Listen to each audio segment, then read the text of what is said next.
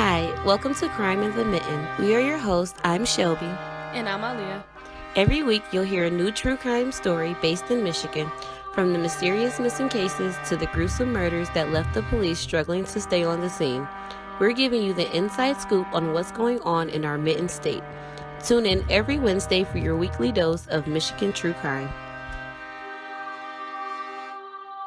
Hey, true crime lovers and lovettes. That's something new. I don't think lovette is really even a word, but it made you laugh. Welcome to the month of love. We wanted to do something special because, come on, it's the month of love. People ask us all the time, how do we distress after doing so much research on these cases? And we're going to share some of those self-care tips in the beginning of each episode this month. We can't have you guys thinking we're just robots out here and that some cases we don't cover keep us up at night. Yeah. It's creepy. They're really creepy, especially when I write transcripts. I'm always freaked out. And then I always do hear sounds. all the extra research, and then you're typing everything that you just found. It's like, oh, how do I go to sleep now? Yeah, no, I had nightmares last night due to this case that we're going to talk about today.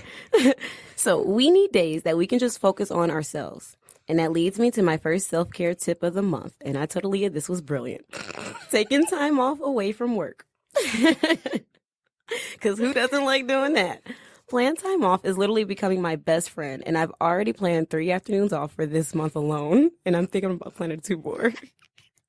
Sometimes the weekend or whatever your off day isn't enough, and planning days throughout the month can help you from feeling burnt out, and honestly, it gives you something to look forward to, like a holiday, like we're like, oh yeah, 3-day weekend. So try scheduling a couple days away from work this month and see how it goes for you, and it never hurts to try.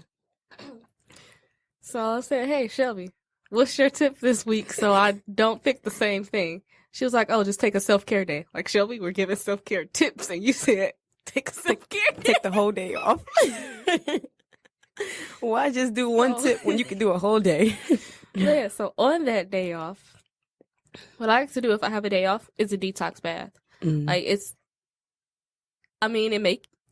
it's hot, and it takes a lot to survive a detox bath, but in the end, it's honestly worth it. It does leave you feeling woozy for like a couple hours, but it's just because your body's emptied out. So during the detox bath, it's recommended to drink like a lot of water while you're in the bath, a lot of like cold water while you're in the bath. See, I would have never do that. I'd just been in the tub like, ooh. No, Shelby, you would have died. I would have died. You would have got out and passed out. Right. But yeah, a detox bath, maybe like a face mask. I have a whole like cabinet full of all my facial stuff. You turned me on a face mask. We haven't been to Whole Foods. Yeah, Whole Foods in a while. But the first time we went, yeah. She bought me, like, convinced me to get, well, not even convinced. I was like, ooh, I'll try this one. Oh, I'll try this one. And then on top of like the 5 I picked out, she was like, yeah, you should get these 3 too. Yeah, I have there's a silicone face brush because I couldn't keep the actual face brush. I couldn't really keep it clean. Mm-hmm. So I got a silicone face brush, and it's like amazing, along with like a face vacuum. Mm-hmm. Oh, that sounds lit. A face vacuum. That sounds like it gets the job done. It does. I gotta try that then. So yes, a couple things you can do on your self-care day. Please don't do a detox bath and then try to go somewhere. Like, you have to sit and let it really, really take place, or like really activate, or whatever it is, because you will be extremely dizzy. The water helps, but not much. So you have to nap or rest after a detox bath. Oh boy. See, I can honestly do that. I always take a nap after a bath anyway. So, I'm already doing one of the steps. Okay. So this case took me longer than usual to finish, like cutting it close to the deadline kind of vibes. Like, I finished the transcript Thursday night, tweaked it Friday. Better than me. I finished on Friday. Yeah, I tweaked it Friday. I finished all of mine on Friday. Yeah, so I'm like, I got to go back on the website and tweak it a little more because I was like, I added more information to it. But hey, most of my research came from watching hours and hours of the trial, since I really didn't know where to start my research on this case. Mm-hmm. And when I wasn't watching the trial, I was looking up articles trying to get as much information as possible for you all. I wasn't even able to find a podcast that talked about this before. So I felt like no help at all. And I also felt like I had to bring my A game on this and not to mess it up. Now, with that being said, let's get into our episode. Often in the true crime world, we focus on the killer more than the victims. And I admit I've done this a few times in some of the cases that I've done. And I mean, like, it's not like it's intentional. It's just like sometimes we're just so intrigued in like the mind of like, what made you do that? Why would you do that? Yeah, that we forget like, oh, there were victims in this too. So I felt like it was my duty to make sure I really emphasized on how amazing Ashley Young was and how she was a sunshine to everyone in her life. I feel like it's my duty because Jared Chance did everything he could to strip Ashley of her identity. Ashley's mom, Christine, was told that she couldn't have kids at the age of 18. So you can only imagine how she felt when she realized that she was pregnant with Ashley, her little angel. Ashley was described as a ray of sunshine and just a positive force in people's lives. She would hide little notes for her friends, and I read that her favorite saying was, "If I brought you a smile, would you wear it?" Which I think that is so cute. It is so cute. She was just simply an amazing person. She brought a smile to anyone that crossed her path and had a beautiful outlook on life. At the age of 31, Ashley lived in Kalamazoo and worked at a call center for a bank and was also attending a local community college at the time. Ashley literally saw the best in everyone, even when they didn't even see the best in themselves, including Jared Chance. Ashley was supposed to be signing a lease to her new place with her mom, Christine Young. She was going to co-sign for it. And I'm like, that's lit. Like, you know, moving into your, like, signing a lease and stuff like that. That's a really happy time in your life because you're like, I'm on my own. Like, it just feels good. When Ashley didn't show up, her mom grew worried, especially when she couldn't get in contact with her. Ashley and Christine had a relationship so close that they talked to each other just about every day. So being the mother that she is, she jumped straight into FBI mode, as she should. Right. She calls Ashley's friend to see if they've heard from her, and eventually she finds out that Ashley had gone to visit Jared last on November 29th, 2018. Christine contacts Jared through Facebook with the following message. "Hello, Jared. My name is Christine Young. I am looking for my daughter. She was last with you. Is she with you now? She needs to contact me. Tell her I'm going to contact the police and do a missing person," which, honestly, that's the extremes I'm jumping to. Like, but I wouldn't tell the person that. Yeah, that that's she was true. last with, like, hey, I'm going to the police. I probably wouldn't have done that, but to contact the person, yes. Yeah, definitely to reach out to the person. But no, I definitely get what you mean by like not telling them that, because then that opens a door for them to be like, oh crap, like I gotta start doing something. Clean everything up now. Right. So Jared then responds back to Christine that Ashley had left her phone at Mulligans, a bar that they had went to, and that she was going to pick it up when she was on her way to her mom. Jared then began to pretty much play mind games with Christine, giving her hope that her daughter would eventually show up when he really knew where Ashley was. He told her things like, "Don't worry, I just talked to Ashley, she's fine." And he still didn't tell her to call me. Yeah. Why can't she use your phone? If she's talking to you, why can't she can talk to her mother. Exactly. Pretty sure you know your mother's phone number by heart. You don't need your phone. Oh, for sure. You supposed to. You like like it's you know. And then the thing is, even if you don't know your mom's number by heart, she's contacting Facebook Messenger. Yeah, and that's what I'm saying. If she's contacting, you can talk like phone and video chat on Facebook. Yes. So and you don't even need the face. Turns out you don't even need Facebook to use the Messenger app. No, I never knew that. Yeah. So he even tried to drag his friend Demetrius into it and said that Ashley was actually with him and gave Christine his friend's number. Some friend he is. Jared then got peed off when his friend didn't want to go along with the lie and told him to delete all the messages and that you just pretty much messed me up. So like that was suspicious on his own. Jared even told Christine that they had went back to Mulligans Thursday night when security cameras actually caught him buying suspicious products at a liquor store called Miss Tracy's. Yeah, like ridiculous. He's literally just lying and just lie. What's the point? Yeah. When there's proof. Right. And at one point, Jared even told Christine that he would never do anything to harm Ashley and that she was safe with him. With Jared taking her on a wild goose chase, Christine does the right thing and files a missing person report. Because who got time to sit here and play these games when she's trying to find out where her child is and if she's safe? So I'm going to rewind the story back just to a few days before Ashley went missing. Mario Nelson, who is Jared's neighbor, had a little smoke session with Jared. And trust me, this is definitely relevant to the case and worth talking about. During the session, Mario said that Jared had been drinking and you can tell that he was already buzzed, like feeling his liquor. He told Mario that his dad was in the Irish mob and that he knew how to clean up a body if needed. He kept What? Yeah.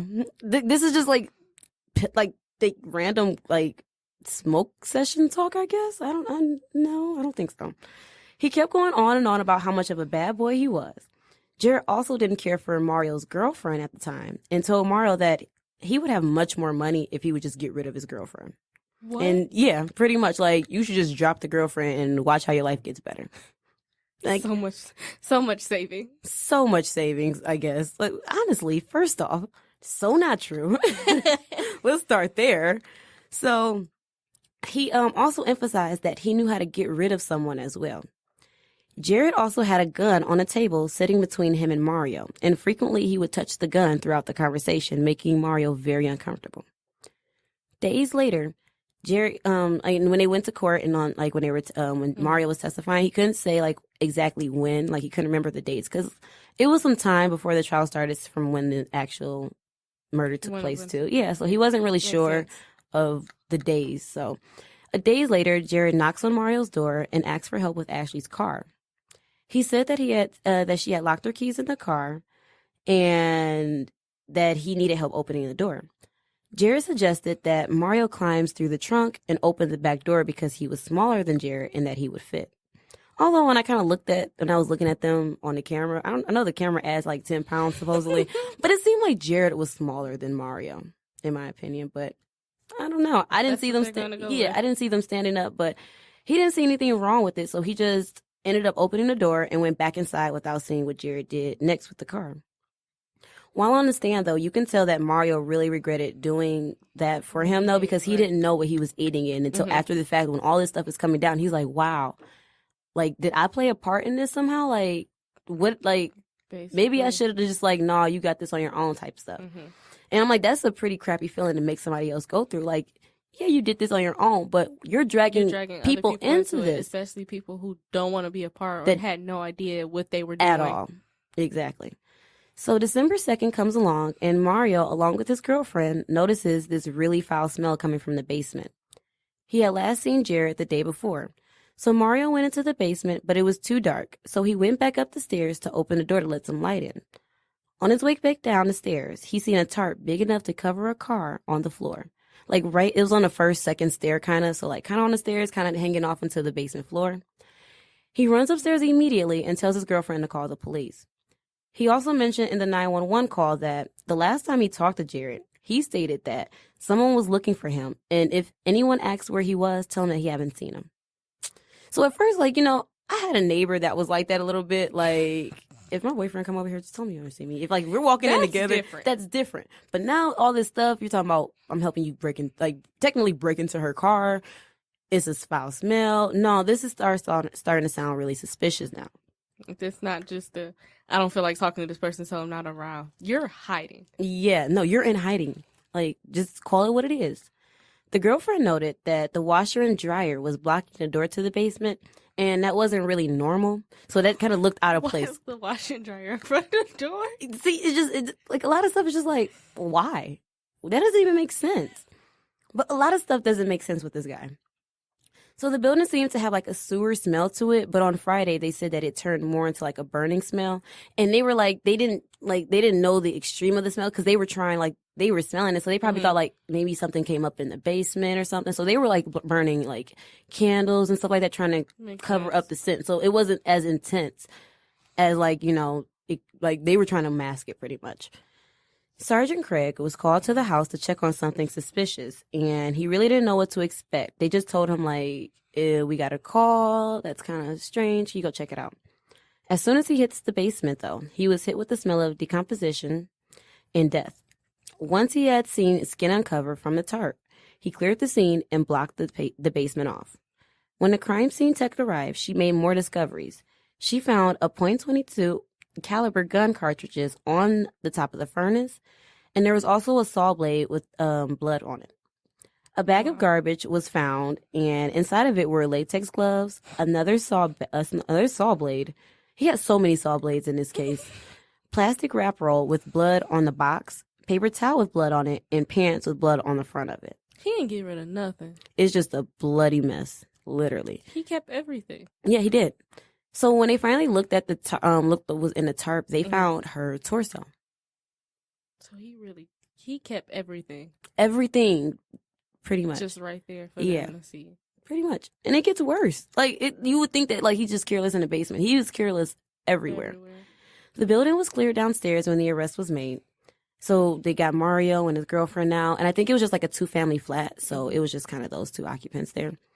The police called out to the bottom of the stairs for Jared to come out, but there was no answer. They then used an air horn to get him out. Police then noticed a pair of women's black boots on the landing of the stairs. He came to the door looking as if he was just awakened from a nap, just peacefully sleeping. He didn't put up a fight. He just simply complied with the police and let them take him in. The evidence for this case was at an abundance. Like, there was so much. There was a black garbage bag, Alia, on the stair landing, and inside the bag were limbs.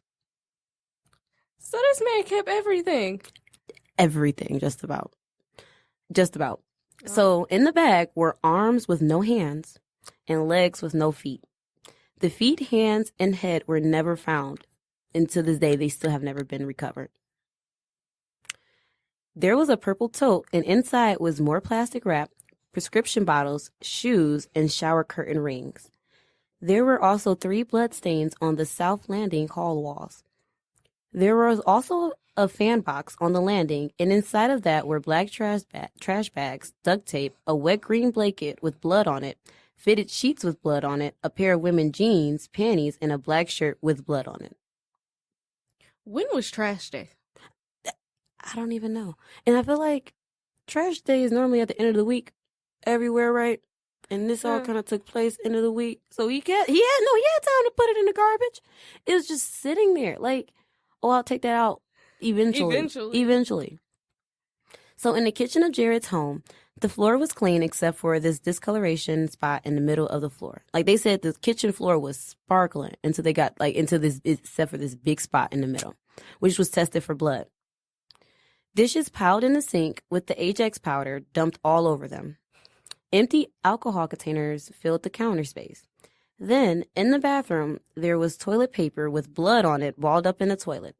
The toilet actually wasn't even working, which is why they kind of drew their attention to it. Mm-hmm. And police ended up finding a knife jammed inside the toilet. So that's why the toilet wasn't working. Yeah, so they were like, there was no water in the toilet bowl. Because that's not suspicious at all, because that's... Who's not going to go look in an completely empty toilet? Toilets aren't empty. That's nasty. So, pants with blood on them were also found on the floor as well. All this stuff just lying around like he didn't just commit this heinous crime. Like, it literally just looked like... He was just chilling. He just, he did it and then was like, all right, time to carry on life. Yeah. So, he was also seen on cameras buying items such as garbage bags and ammonia. There were receipts on file at the trial confirming these purchases as well. Like, when I say, they had receipts for days, they had... And I'm not just talking about, actual receipts. I'm talking about, evidence out of this world on him. Jared also disposed of some of the things in the dumpsters at the liquor store Tracy's I was telling you about, Miss Tracy's. Mm-hmm. Police found a black and white bag stuffed into an orange bag. Orange is a color you can hide. Right. Inside the bag. So easy to hide. It's so easy, Alia. Inside the bag were a pair of jeans with blood on the left knee, blue latex gloves, a purse, and inside the purse was Ashley's driver's license, her school ID, along with 7 over-the-counter prescription bottles with her name on them. Yeah. The evidence was just so much that it's sick that Jared even thought that he could stand a chance at trial. Jared's parents also were charged with accessory to murder. They picked him up and drove him back to Holland where they lived. With Jared, he had a box of body parts, a saw, and cleaning products that he and his brother Conrad loaded into their parents' car. So you don't know? You can't smell that? So once at the home in Holland, Jared took one of the boxes and threw whatever the box contained into a fire pit as soon as he got there. Because that's not suspicious alone. Hey, you just gonna burn up all your stuff? Yeah, as soon as you get there, cool. Where's the fire pit? Everything just looks suspicious with this guy. Jared's brother Conrad testified that Jared had confessed to him what he had done to Ashley that night and that the next morning at the dining table, he confessed to his parents as well what he did. His father, James, who wasn't really in the Irish mob, he was a retired police officer. Yeah, just flexing. Said that he took Jared to the Grand Rapids police, but they didn't arrest him. So you escorted him to the police station. You weren't going to call and say, hey, can you know, I need help. You just, all right, son, let's go get in the car. Yeah. So they were saying like they were at the dining room table that morning crying about it, like, oh, you know what you have to do now and stuff like that. But it was just like, especially in the end when the parents didn't even cooperate with the police as much. So it was like, you guys, like, this story looks like BS of, What was the point of any of that? I don't know. So Jared was offered a plea deal of 31 years if he just told Ashley's family where the remainder of her body was. That's all they really wanted to know was like, let's lay her to rest, like, properly. And do you know he turned it down and wanted to take it to trial? Because you don't have all this evidence lined up against you right now. You're just going to be gone for your whole life. Thank you. Like, 31 years compared to, we already know what first degree murder charge is. That's life in prison. Life. That's life off back. So it's like, what? So he ended up with a pretty crappy lawyer. But then again, Jared never stood a chance in court. Anyway. They have everything. Yeah. They know it's her because her license, her ID, and prescriptions were in her purse. Over-the-counter prescription. So it was not even like, like... Not just, this was... oh, I went to CVS and picked up something. Like, no, this was literally to her.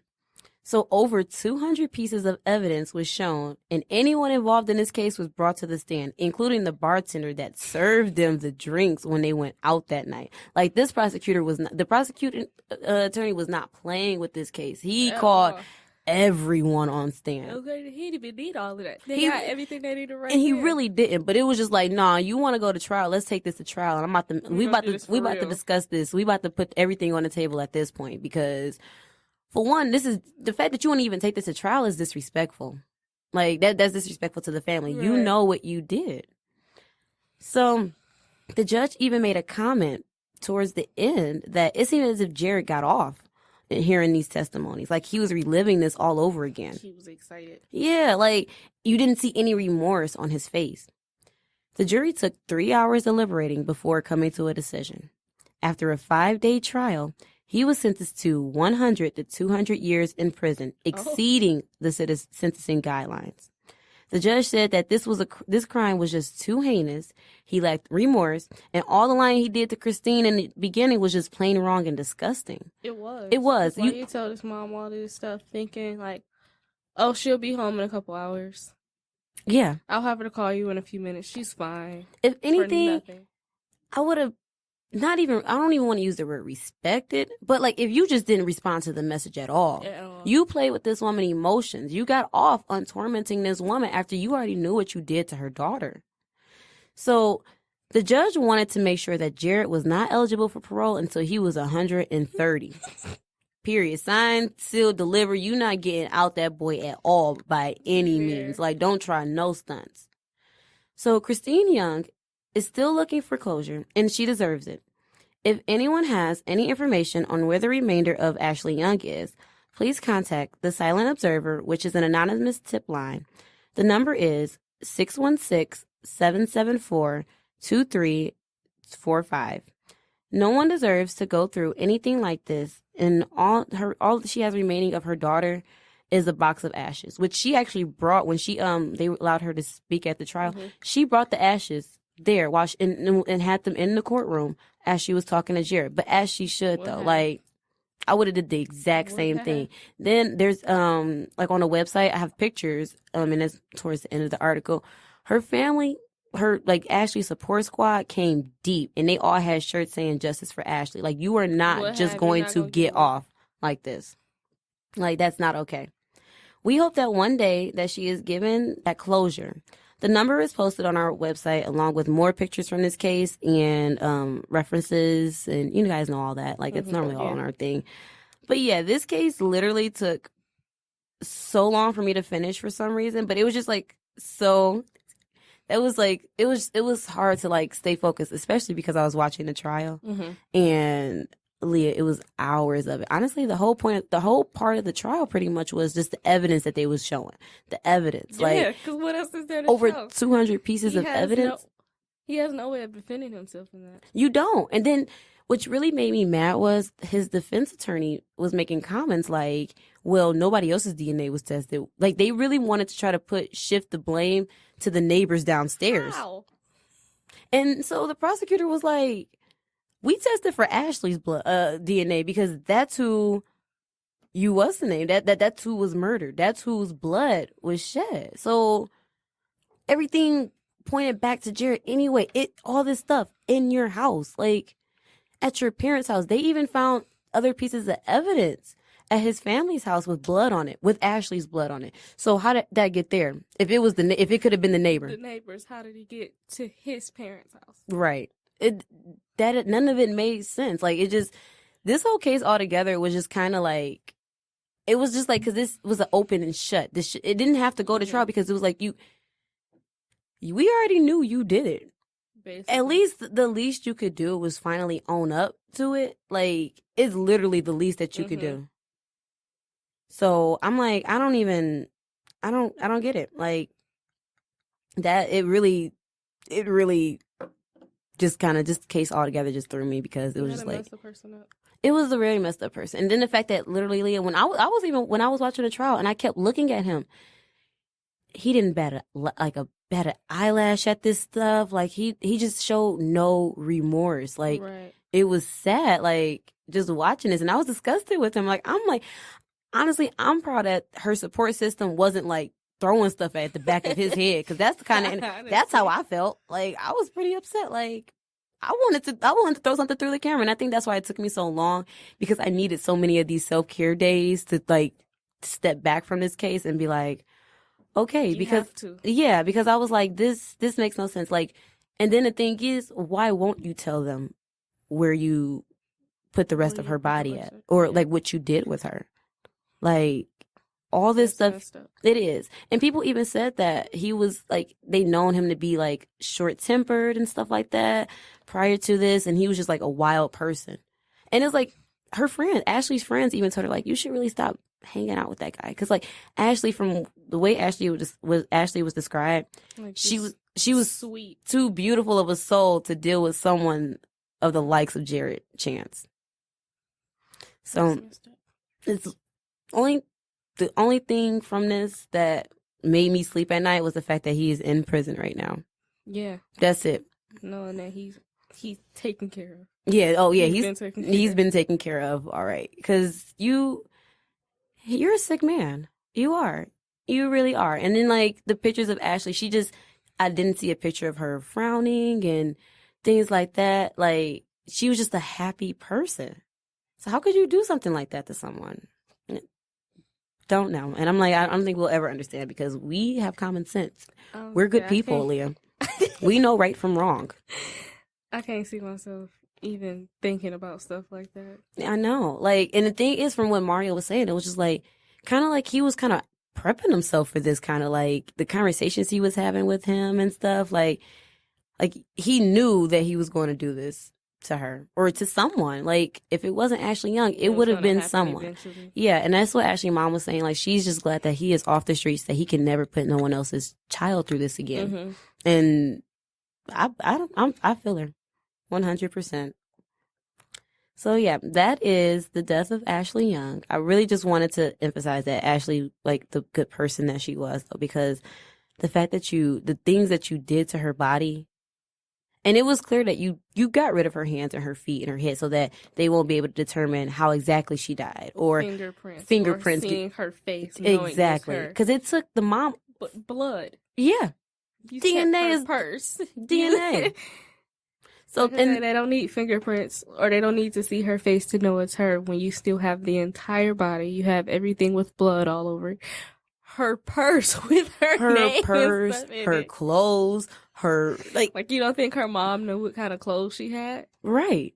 And then it was like really sad too, because it was just like you could tell that he got off on this kind of stuff, like holding this information, because what's the name? Her mom filed the missing person report. Then when that 911 call from Mario and them, they had to still determine if that was Ashley and stuff like that. So it was a time period where it was like, yeah, we just got a call about this dismembered body. Ashley's mom instantly knew that this is my daughter that they're talking about. Yeah. But it took forever. Instead of Jared just coming right out and being like, I did what I did, it took longer, this like making it official, like, okay, yes, this is her. That's messed up. He should have just said, or like you said, don't respond. Don't respond at all. Like, you got off playing with that woman's head. And I send my condolences to that entire family. Like, I couldn't imagine going through this, like this entire trial, this sitting there looking at the person that took your daughter's life away with no remorse. Like, he's just sitting there chilling. Like this is just another day in court. Like, this wasn't his court case. That's how he was sitting in there. Like, this wasn't for him. Like, he was in an audience. So yeah, let me get off of that because literally I feel myself getting worked up. I'm getting worked up all over again, and I'm not trying to take it there this Saturday. But yeah, so let's go into the About Us, and I guess it's my turn to read it off, isn't it? Yep. I've been putting this off for weeks. So I'm literally picking the first one that I see. And you know what? I kind of don't want to do that one because we kind of just told you guys our self-care, and it was like, what do you do after a long work day and stuff? So we kind of just told you what we did for that. All right. So the one I'm going to pick is Alia's finally sending me ones that are lower than 3,000. Well, 2,000. Turn up. This one is number 279. Who texts you the most and why? You want to answer that one first? Doesn't matter. Go for it, bud. All right, I guess I'll answer. Who texts me the most? Or who do I text the most? Who texts me the most? Yeah. To be honest, people don't really like me. They don't really mess with me or whatever. But the most I would say is my boyfriend. He texts me the most. And then like after him, it's definitely you because we talk. We have to talk constantly. We do. We talk personal and then we talk business. And so it's, my boyfriend definitely texts me all the time. It's literally the same order. Yeah. Which shows how much of a social life we have. Or it shows that people don't check up on us enough, Alia. We do true crime, for crying out loud. You should check up on us. Hey, your friends that are into true crime, check on them. They're not doing so hot. You heard how I just got worked up over this case. But yeah, it's literally it's the same order for me. I literally had to check because I'm like, I don't want to say the wrong answer. I can tell you who I talk to on the phone the most. Like, who calls to check on me on the phone? My grandma and my dad. Say your grandma. My grandma all the time. That grandma's like amazing. Like, she calls me every day. Like, I haven't heard from you, and I'm like, Grandma. She talks to you through Lyft rides and everything. Through everything, like even to the point where she'd be like, I'll be meeting Alia at Starbucks, and she'll be like, is Alia there yet? And I'm like, no, she's here. Trust me, I can get off the phone now. I'm good. Like, my grandma is definitely. And then I have to say hi so she knows that I'm actually there. Yes, and now Dre is picking up on that, and it's like, I don't think Alia just walked in. That was too quick. And I'm like, no, Alia, say hi. So I'm always proving myself to people because they think I'm always trying to run game. But yeah, who calls you the most? Calls? Yeah. I guess my mom. My mom. I'm looking. It's my mom. You know what? That's legit. That's legit too.